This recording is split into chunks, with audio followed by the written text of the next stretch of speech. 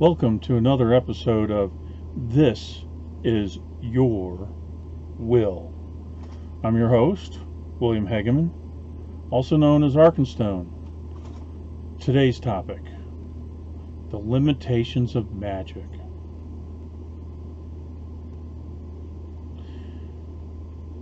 So many people talk about manifesting or manifesting miracles. And that comes from an idea that magic equals an effect without any consideration of what it takes to get there. Obviously, many magicians aren't rich. I don't know of anyone that has won the lottery. I'm trying. So there are obvious limitations, and it requires some sort of conscientious understanding of reality. Knock on wood. You have to deal with reality first and where you are. Now, I'll break up magic from natural magic, preternatural magic, paranormal magic, supernatural magic.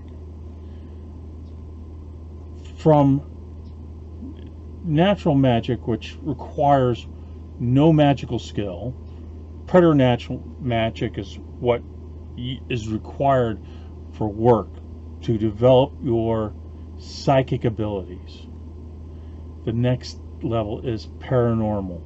What is your relationship to the world of energy and the spirits in our near earth realm? What's the honest relationship with them? Supernatural is, what is your relationship to the divine, or the divinities and the realities that they impose, because you're also holding space for it. There are limitations of what you can do.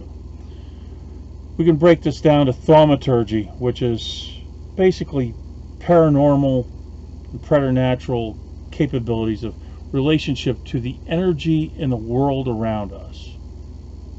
I'll talk about theurgic magic, dealing with the gods and divine, supernal, and infernal beings.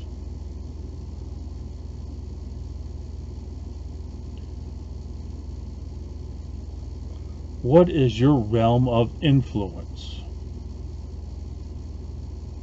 Natural magic, we would end up using tools, rocks, feathers, herbs, chants, candles, you name it, and they all work within a cultural context.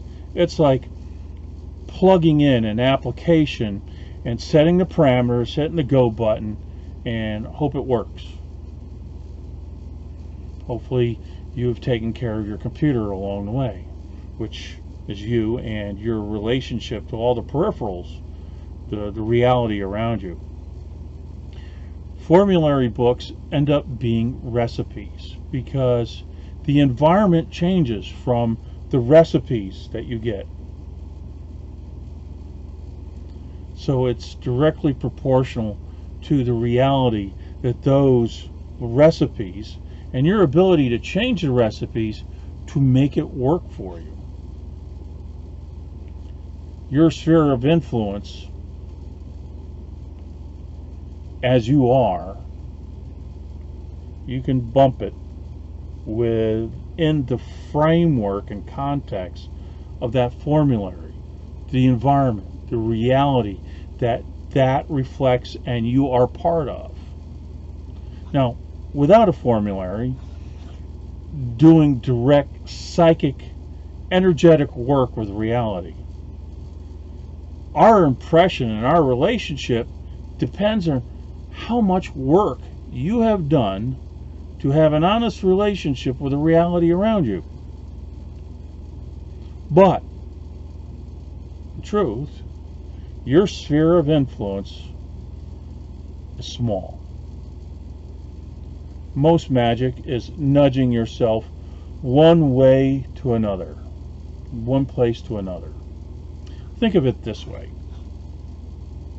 Your will, your influence, is also surrounded by influences of everybody around you and the reality there. Most people apply anti-magic.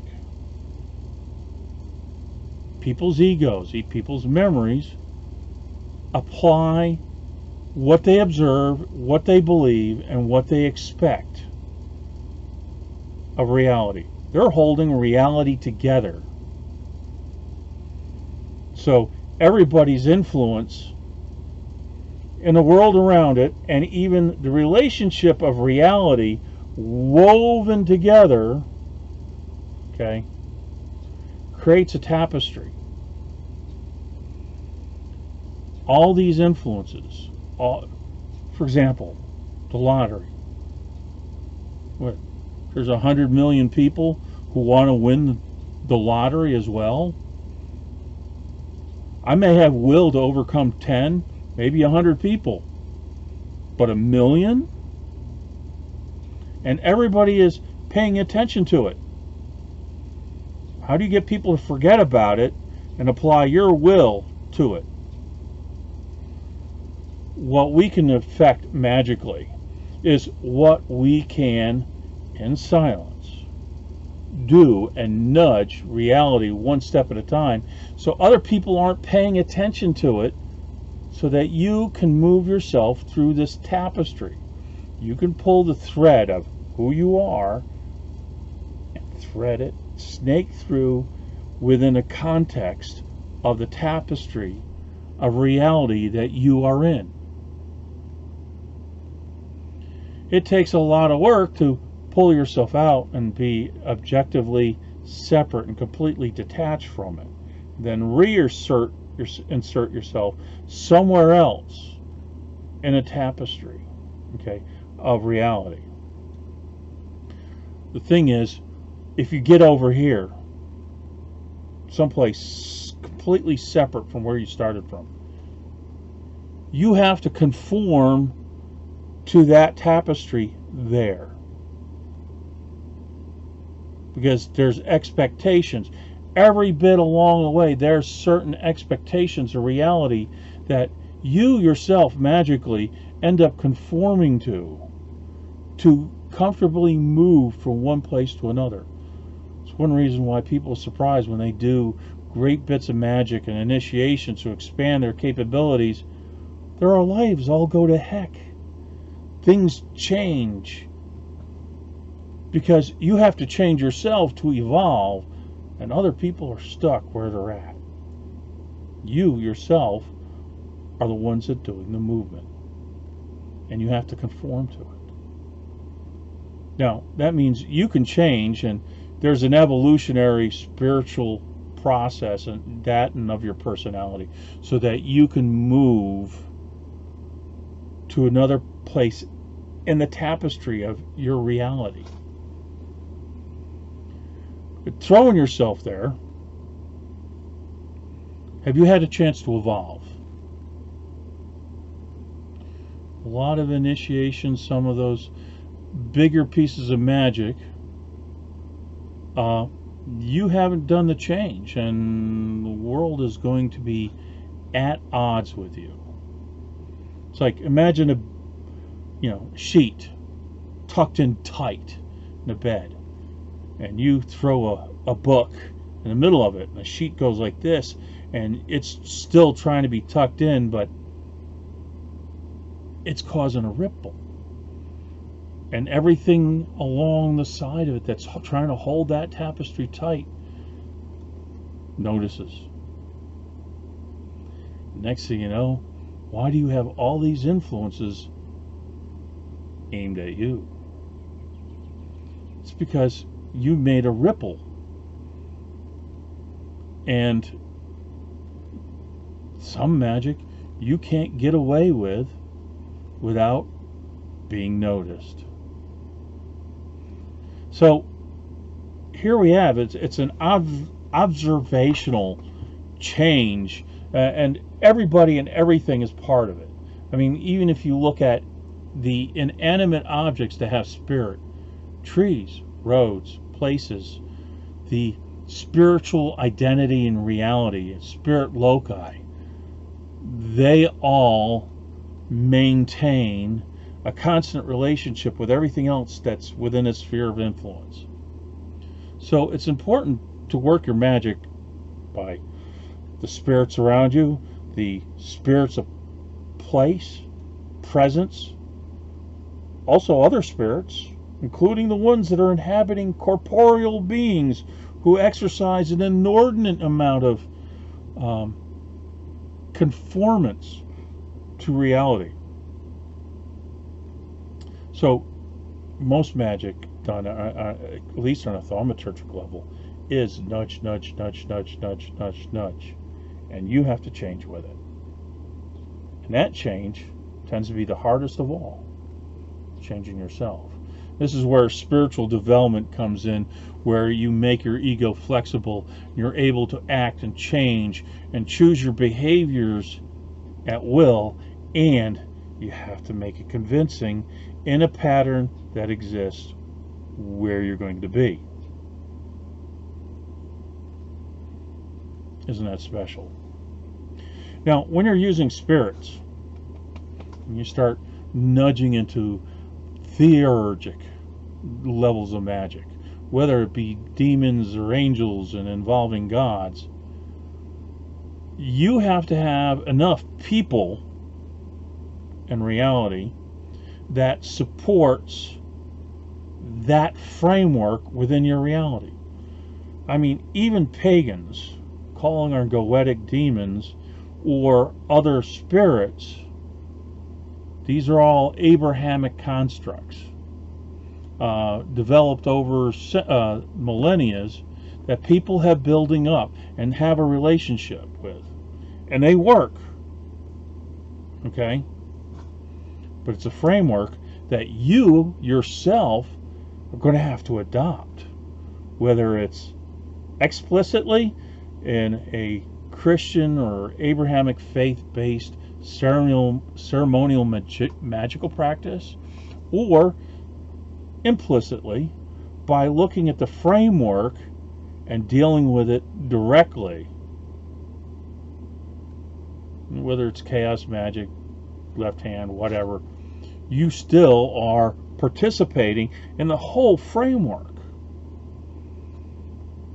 Now, there's advantages here, because in that framework, these beings have access to places and time all at once. Some places where they can collapse space and time, some places where they can function at the same time in multiple places and multiple times. This is where getting gods or angels or even infernals involved, they can influence the whole framework dynamically. And you exercise the magic to go there and not have to make all the internal changes to conform. Guess what? They may massage that environment for you so that your reality shifts. And we are at which level is depending on what level of miracle that's going to be. So, depends on the type of magic you're going to do. But the amount of work to work with in a framework, and also how much conformity you are going to have to exercise on your will to abide by that framework. Right hand, left hand, up, down, taboos, not taboos, or even the blasphemies that are the antithesis of it. Guess what? The whole system feeds off of that dynamic. Being aware of that dynamic, making your choices, you can manifest bigger and more dynamic things. Now you do the spiritual development of having a better and better relationship with reality as it is and with nature. Nature is there. The egregor of supernal and infernal influence of a deity and its or deities and its infrastructure really depends on the amount of work that you apply to the universe and your relationship and how much you feed it. Worship, sacrifices, you name it. That's also work. For the bigger magic, you have to feed that egregor. If you're going to do it on a thaumaturgic level, you have to do the work for yourself and have an honest relationship with what is in nature. So I've mentioned the biggest thing, work. The second biggest thing is fear. Because you have to change and adapt yourself to either a egregor of divine or infernal nature, or you're going to have to adapt to the shifts and changes in nature and the overworlds and underworlds that exist with it. And they all overlap, depending on the influence, being aware of it, and everybody's consciousness of it. It's almost the saying like, you're locked in, you can't make any changes. Oh, you can make changes, but it's work. Now, practically, if I want to advance in a career, I have to study whatever it is that that job requires, and or start off with the work of degrees, and more importantly, being able to work with the people that are involved. And you have to change and adapt. I've had to learn to speak and develop some sort of an emotional IQ. Being in IT, it's not all computers. 9/10 of it's people. Not all of them sane. Not all of them conscious or aware. A lot of them are just cogs in the machine. And trying to keep your own authentic spiritual self with integrity in that process is also a magical spiritual endeavor. Maintaining who you are and having an honest relationship with the environment is a magical act. I will preach this from the beginning into the end. And with it, reality will work with you. Okay. What lack of reality people adhere to is self-destructive. And it goes with my maxim is like truth and integrity. Lies, murder's part of the world. It also makes room for adjustment in reality. But a lot of people that are external to this reality, in a bigger reality, like propaganda, television, TV, politics, corporations, they all exert their reality and their framework of consciousness that people adopt. And it becomes, a zeitgeist of a culture. So you start looking at these concepts like chakra samvara, the samsara, the wheel of life, or Maya. These are heavy influences. These are large, not necessarily conscious effects of a being that influences people's thoughts, awarenesses, and behaviors. And you have to figure out how to weave through all this nuance to do it. Now, most magic traditions, give you formulas, okay? And it applies known leverages using gods, god forms, deities, magical practices with large egregores. You know, a Wiccan circle over the past 80 to 100 years is an effective means. It's been practiced 100 years.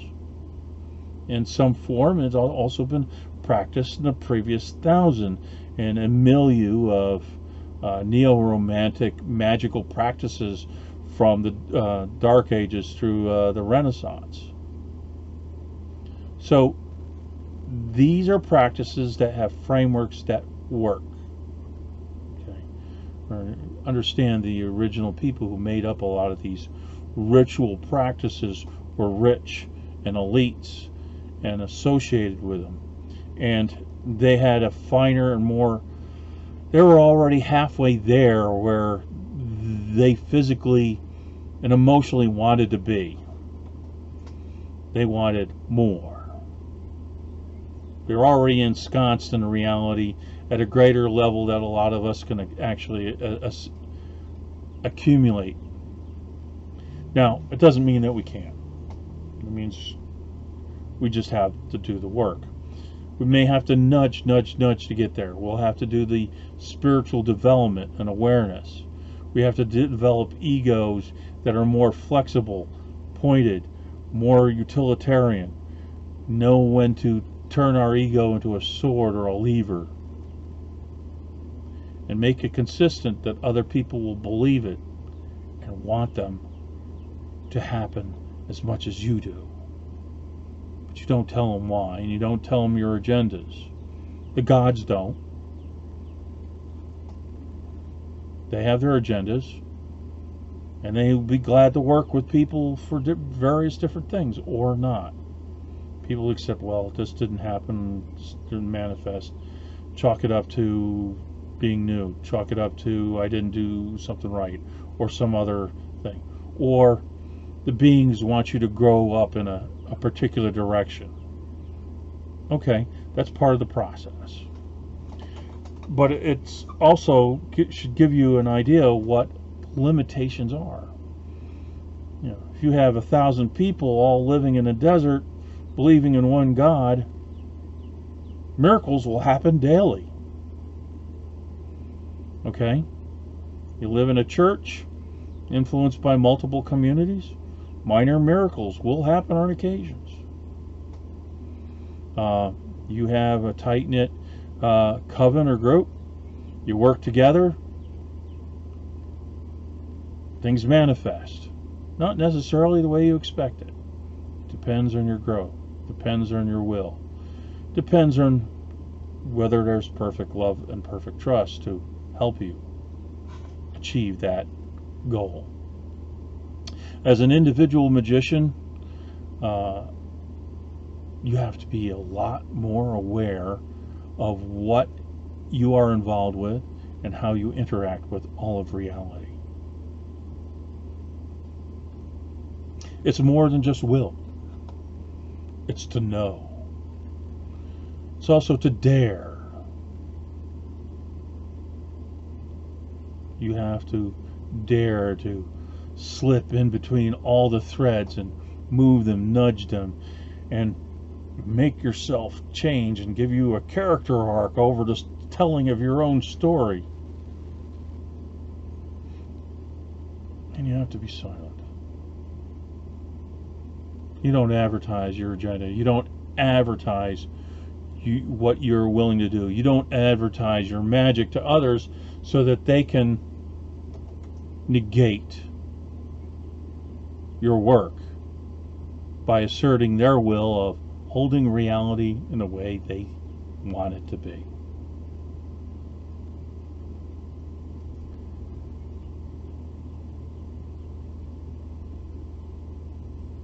Interesting, yes? Does it give you a good idea on what the limitations of magic are? But it also should give you an idea of how and what ways you must think of generating the leverage to be the magician that you wish to be. whether by yourself or within a group, within a religious ceremonial framework, or your direct relationship with the world around you. I hope you are able to take this information, do the mental work to think about it, because it should help you refine your sword, refine and sharpen and hone your intellect so that you can apply yourself to make magic more effective.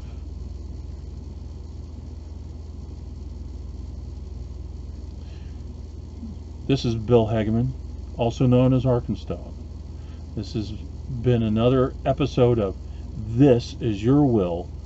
Feel free to subscribe, like and this video, and I hope you might consider buying my book, Magic, Mind, Emotion, and a Body, the Praxis.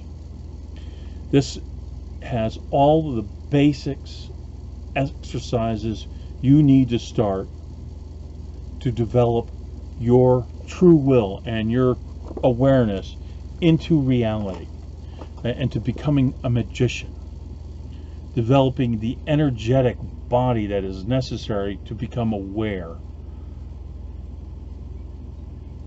and to apply yourself into the world around you. Also should help you change who you are. Remember, you got to conform somewhat. Nudge, nudge, nudge. Development, evolution, fits and starts. But you should be able to apply it with your keen intellect and your will. Please like, please subscribe, and I will end my episodes with 2 axioms. Be good, or be good at it. If you can't be good at it, be entertaining. 2 is sublime, and 3 is divine.